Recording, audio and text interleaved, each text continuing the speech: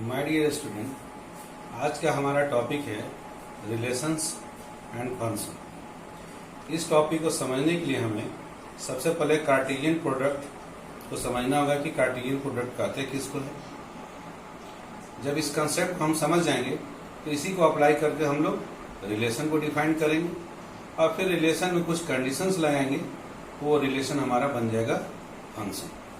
तो आज की वीडियो में हम लोग देखेंगे कि Cartesian product of two products क्या होते हैं और इसके डिफरेंट कंसेप्ट क्या क्या है। Cartesian product of two sets, ये हमारा आज का टॉपिक है। इसको डिफाइन किया गया है। मान लीजिए आपके पास ए और बी दो नॉन इम्पीडिंग सेट है। नॉन इम्पीडिंग सेट का मतलब सेट ए में भी कुछ एलिमेंट है और सेट बी में भी कुछ एलिमेंट हैं। तो let A and B be two non impeding sets. The Cartesian product, उनका कार्टेशियन प्रोडक्ट को लिखने का तरीका है ए क्रॉस बी लिख लीजिए और उनके बीच में क्रॉस का साइन लिख लीजिए। ये नीचे अंडरलाइन देने का मतलब ऐसा नहीं कि आप भी अंडरलाइन देने लगे, इसकी कोई आवश्यकता नहीं, समझाने के लिए मैं second. The Cartesian product of two set A cross B is written as A cross B and defined as, ये डिफाइंड कैसे किया गया, A cross B is equal to order pair A B such that a small a belongs to capital A and a small b belongs to capital B। अर्थात A और B आपको दो non इम्पीडिंग set लेने हैं और उन दो non इम्पीडिंग set में जब आपको Cartesian product A cross B पूछा जाएगा, A क्रॉस B में वो सारे ऑर्डर पेयर को कलेक्ट करने हैं जिसमें पहला एलिमेंट जब भी लिया जाएगा पहले सेट से और दूसरा एलिमेंट जब भी लिया जाएगा दूसरे सेट से, और जितने भी पॉसिबल ऑर्डर पेयर है सारे के सारे ऑर्डर पेयर आने चाहिए, कोई भी ऑर्डर पेयर छूटना नहीं चाहिए। कार्टेशियन प्रोडक्ट, इस कंसेप्ट में कुछ इंपॉर्टेंट थिंग्स हैं जो कि आपको ध्यान में रखना होगा। क्या क्या है वो वन बाय वन देखिए। इफ आइदर ए और बी, इन दोनों सेट में से कोई एक सेट नल सेट हो जाए, ए और बी में से कोई एक नल सेट हो जाए या वॉइड सेट हो जाए या एम्प्टी सेट हो जाए, तब उस समय ए क्रॉस बी के बारे में क्या होगा, तो ए क्रॉस बी भी उस समय हमारा क्या हो जाएगा, एम्प्टी सेट हो जाएगा। ए क्रॉस बी भी हमारा एम्प्टी सेट कहलाएगा या नल सेट कहलाएगा या वॉइड सेट। नल सेट या एम्प्टी सेट कहने का मतलब ऐसा सेट जिसमें कोई एलिमेंट पॉसिबल नहीं है। अर्थात ए क्रॉस बी में भी आप ऑर्डर पेयर नहीं लिख सकते हैं कि उसमें यही डिफरेंट ऑर्डर पेयर होंगे, आप नहीं बोल सकते हैं, क्योंकि एक के बारे में भी तो आप जान रहे होंगे कि कौन कौन सा एलिमेंट होगा, दूसरे सेट के बारे में बता ही नहीं सकते कि इसमें कौन सा एलिमेंट है, क्योंकि उसमें तो कोई एलिमेंट है ही नहीं।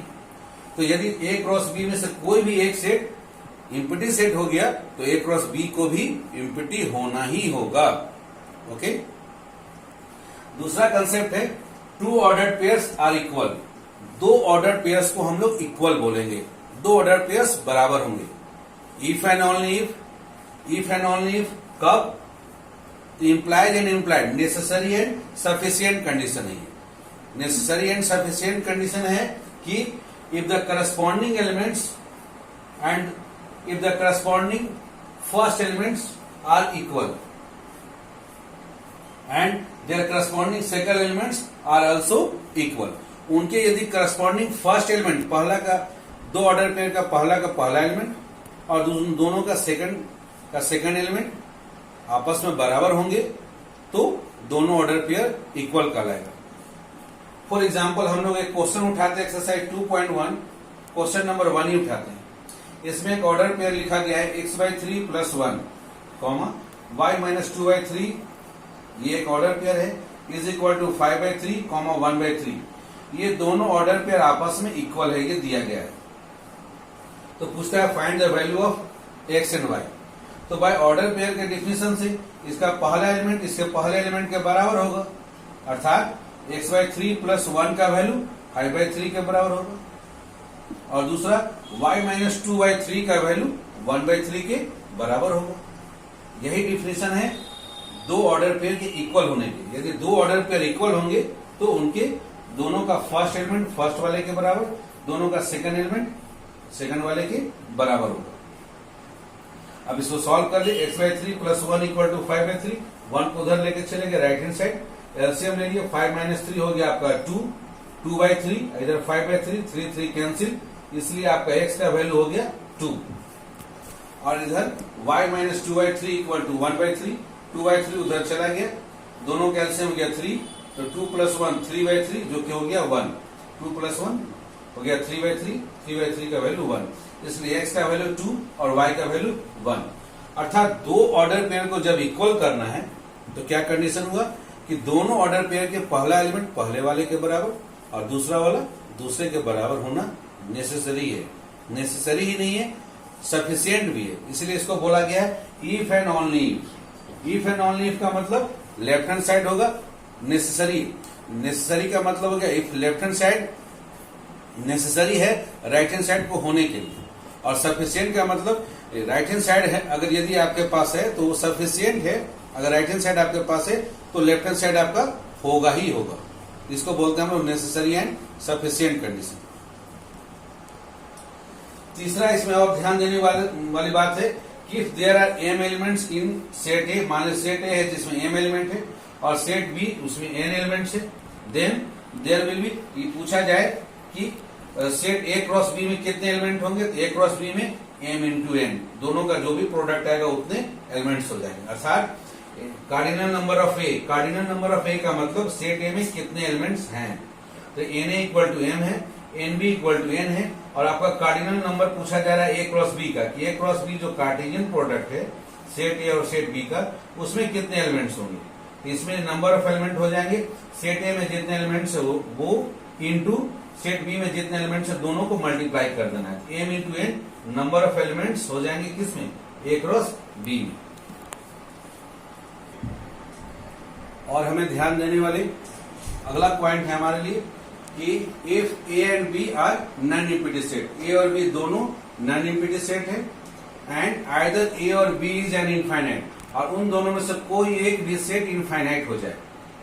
इनफाइनाइट का मतलब उसमें नंबर ऑफ एलिमेंट इनफाइनाइट, जैसे set of natural number infinite set होगी, कितने एलिमेंट्स है उसमें, नंबर ऑफ एलिमेंट्स उसमें इनफाइनाइट। यदि उन दोनों में से कोई भी एक इनफाइनाइट हो जाए तो उस समय ए क्रॉस बी जो सेट बनता है Cartesian product of two set, ये भी क्या बनेगा, इनफाइनाइट ही बनेगा। यदि दोनों में से कोई एक भी इनफाइनाइट हो गया तो ए क्रॉस बी भी इनफाइनाइट बनेगा, और यदि दोनों इनफाइनाइट है उस केस में भी वो इनफाइनाइट सेट ही बनेगा। और आखिरी एक पॉइंट आपको इसमें ध्यान देना है कि ए क्रॉस ए यदि आपसे पूछा जाए तो इसके जो एलिमेंट्स होते हैं वो ट्रिपलेट्स कहलाते हैं। ट्रिपलेट्स का मतलब पहला एलिमेंट इसमें सेट ए से लिया गया, दूसरा एलिमेंट यहाँ पर सेट ए लिखा गया तो सेट ए से ही लिया जाएगा, तीसरा एलिमेंट यहाँ पर ए लिखा गया तो सेट ए से ही लिया जाएगा। इस तरह का जो भी एलिमेंट है जिसमें तीन एलिमेंट्स एक साथ लिखे गए हैं, इसको हम लोग बोलते हैं triplet, is called an ordered triplet. और दो एलिमेंट वाले को हम लोग बोलते हैं ऑर्डर्ड पेयर, तीन एलिमेंट का जो कॉम्बिनेशन है उसको हम लोग पढ़ते हैं ट्रिपलेट। तो इन कंसेप्ट को हम लोग कुछ प्रॉब्लम्स एक्सरसाइज 2.1 के बनाने का कोशिश करते हैं। देखिए हम लोग प्रॉब्लम उठाते हैं क्वेश्चन नंबर 3 को। क्वेश्चन नंबर 3 में दिया गया जी सेट है जिसके एलिमेंट है 7 और 8, और एच सेट है जिसके एलिमेंट है 5, 4, 2। ये दो सेट हमारे पास हैं और पूछा जा रहा है जी क्रॉस एच बताइए, एच क्रॉस जी बताइए। तो जी क्रॉस एच का मतलब इसमें वो सारे ऑर्डर पे लिखने हैं जिसका कि पहला एलिमेंट क्या होगा, सेट जी के होने चाहिए, और दूसरा एलिमेंट सेट एच के होना चाहिए। तो हम लोग जी का पहला एलिमेंट को लेते हैं, पहला एलिमेंट है 7, तो 7 के साथ एच के जितने भी पॉसिबिलिटी है सारे पॉसिबिलिटी को एक साथ लिख लेते हैं। 7 के साथ 5 भी पॉसिबल है तो 7, 5, 7 के साथ 4 भी पॉसिबल है तो 7, 4, 7 के साथ 2 भी पॉसिबल है तो 7, 2। इस तरह के ये तीनों ऑर्डर ट्रिपलेट में आप देख रहे हैं, ऑर्डर पेयर में देख रहे हैं आप कि पहला एलिमेंट जो भी लिया गया है वो सेट जी का है, और दूसरा एलिमेंट जो भी लिया गया वो सेट एच का है। इसके अलावा पहला एलिमेंट 7 को बदल के आप रिप्लेस कर सकते हैं 8 से। जब फर्स्ट एलिमेंट को आप रिप्लेस कर दिए 8 से, उस समय एच का क्या क्या पॉसिबिलिटी है, एच में 5 भी आप ले सकते हैं, एच में आप 4 भी ले सकते हैं, और एच में आप 2 भी ले सकते हैं। इतने सारे ऑर्डर पेयर पॉसिबल है जी क्रॉस एच में। इसी का कन्वर्स पूछा गया आपको एच क्रॉस जी। इस बार पहला एलिमेंट एच से लिया जाएगा, तो पहला एलिमेंट एच का लिया गया 5, 5 के साथ जी का क्या क्या पॉसिबिलिटी है, तो जी का पॉसिबिलिटी है 7 भी हो सकता है, 8 भी हो सकता है, इसलिए 5, 7, 5, 8 लिया गया। नेक्स्ट एलिमेंट एच का लिया गया 4, तो 4 के साथ पॉसिबिलिटी है जी का 7 भी हो सकता है, 8 भी, तो 4, 7, 4, 8। फिर नेक्स्ट एलिमेंट लिया गया एच का जो कि है 2, 2 के साथ आपका g का पॉसिबिलिटी है 7, तो 2 के साथ 7, 2 के साथ 8 भी पॉसिबल है, तो 2 के साथ 8। तो आप आसानी से देख सकते हैं g cross h cross g, दोनों में नंबर ऑफ एलिमेंट तो सेम है। काउंट करेंगे 1 2 3 4 5 6, इसमें भी 6 है। आप यहां पर काउंट करें n g क्रॉस h, कितने एलिमेंट हैं g क्रॉस h, तो इसमें भी 6। और आप दूसरा काउंट करें h क्रॉस g, इसमें भी 6 है। बट दोनों में नंबर ऑफ एलिमेंट तो सेम है, लेकिन g क्रॉस h जो आ रहा है वो इक्वल टू नहीं है h क्रॉस g, दोनों आपस में बराबर नहीं है। अगर कोई पूछा जाए g क्रॉस h और h क्रॉस g इक्वल है, तो नहीं, दोनों के नंबर ऑफ एलिमेंट सेम है, कार्डिनल नंबर दोनों के सेम है, लेकिन दोनों के एलिमेंट्स डिफरेंट है। आप एलिमेंट्स को कंपेयर कर सकते हैं। ये पूछा नहीं गया, लेकिन आपको नॉलेज के लिए ये जानना चाहिए। एक्सरसाइज 2.1 का एक और क्वेश्चन उठाते हैं, क्वेश्चन नंबर 5 को उठाते हैं। इसमें सेट ए बराबर लिखा गया है -1 and 1, और आपसे पूछा जा रहा है ए क्रॉस ए में क्या क्या एलिमेंट होंगे। इसमें सारे पॉसिबल एलिमेंट्स आपको लिखने हैं। तो इसमें हम लोग सबसे पहले दो एलिमेंट्स को ए के फिक्स कर देते हैं। ए के दो एलिमेंट जैसे -1 फिक्स कर देते हैं। अब थर्ड ए के लिए क्या क्या पॉसिबल है। थर्ड ए में मेरा -1 भी हो सकता है या 1 भी हो सकता है। तो थर्ड के लिए पॉसिबिलिटी हमने लिख दिया -1 1, थर्ड के पॉसिबिलिटी खत्म हो गया। अब हम लोग सेकंड को क्या कर सकते हैं, सेकंड में -1 के बदले में हम लोग 1 ले सकते हैं, और फर्स्ट को एज इट इज रहने देंगे। -1 1 के साथ क्या क्या पॉसिबिलिटी है। थर्ड वन उस समय -1 भी हो सकता है और थर्ड वन 1 भी हो सकता है। ये सारे पॉसिबिलिटी हो गए, जिसमें हमने थर्ड को भी चेंज कर दिया और सेकंड को भी चेंज किया। अब हम लोग फर्स्ट को चेंज करते हैं। फर्स्ट को जब यहाँ 1 ले लिए, तो आखिरी दो को क्या क्या ले सकते हैं। आखिरी दो में हम लोग 1 1 भी रख सकते हैं, या -1 भी रख सकते हैं, या 1 and -1, या -1 and 1 रख सकते हैं। इस तरह से टोटल 8 ट्रिपलेट्स ए क्रॉस ए के होंगे। आप इसमें गिनना चाहें कि इसमें टोटल नंबर ऑफ एलिमेंट कितना होगा, तो आप गिन सकते हैं कि भाई इसमें कितने नंबर ऑफ एलिमेंट्स हैं। ये होगा Na इंटू फिर से Na में जितना एलिमेंट है, फिर से Na में जितना एलिमेंट है, Na में है 2, तो 2 इंटू 2 इंटू 2, 2 2 जा 4, 4 2 जा 8। तो टोटल आपके 8 एलिमेंट्स होंगे, और वो 8 एलिमेंट्स यहां पर लिख दिया गया है। ध्यान देंगे कि कोई भी एलिमेंट रिपीटेड ना हो, गलती ना हो।